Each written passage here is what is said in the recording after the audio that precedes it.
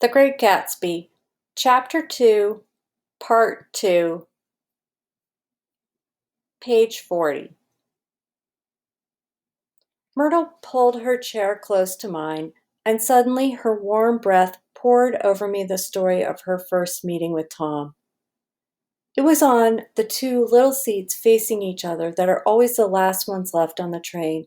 I was going up to New York to see my sister and spend the night. He had on a dress suit and patent leather shoes, and I couldn't keep my eyes off him, but every time he looked at me, I had to pretend to be looking at the advertisement over his head.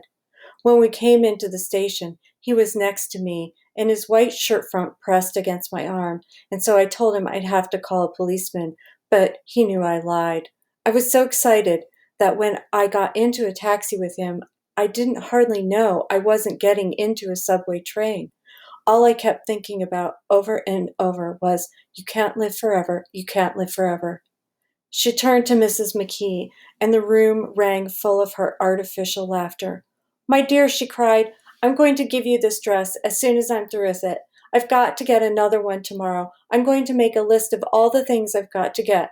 A massage and a wave and a collar for the dog and one of those cute little ashtrays where you touch a spring and a wreath with a black silk bow for Mother's grave that'll last all summer. I got to write down a list so I won't forget all the things I got to do." It was 9 o'clock. Almost immediately afterward, I looked at my watch and found it was 10.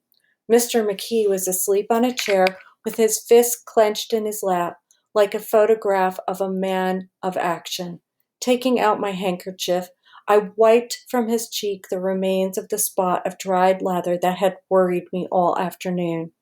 The little dog was sitting on the table, looking with blind eyes through the smoke, and from time to time groaning faintly. People disappeared, reappeared, made plans to go somewhere, and then lost each other, searched for each other, found each other a few feet away.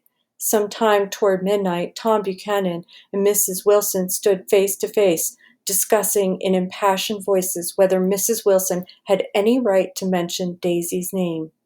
"Daisy, Daisy, Daisy," shouted Mrs. Wilson. "I'll say it whenever I want to. Daisy, Making a short, deft movement, Tom Buchanan broke her nose with his open hand. Then there were bloody towels upon the bathroom floor, and women's voices scolding, and high over the confusion, a long, broken wail of pain.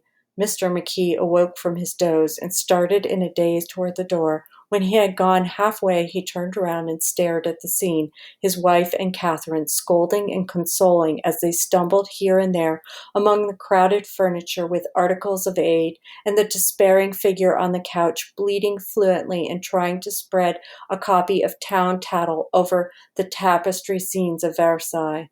Then Mr. McKee turned and continued on out the door. Taking my hat from the chandelier, I followed. "Come have lunch some day," he suggested as we groaned down in the elevator. "Where?" "Anywhere." "Keep your hands off the lever," snapped the elevator boy. "I beg your pardon," said Mr. McKee with dignity. "I didn't know I was touching it." "All right," I agreed. "I'll be glad to."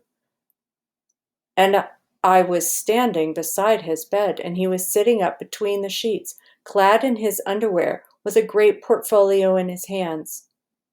Beauty and the Beast, Loneliness, Old Grocery Horse, Brooklyn Bridge. Then I was asleep. Then I was lying half asleep in the cold lower level of the Pennsylvania station, staring at the morning Tribune and waiting for the 4 o'clock train.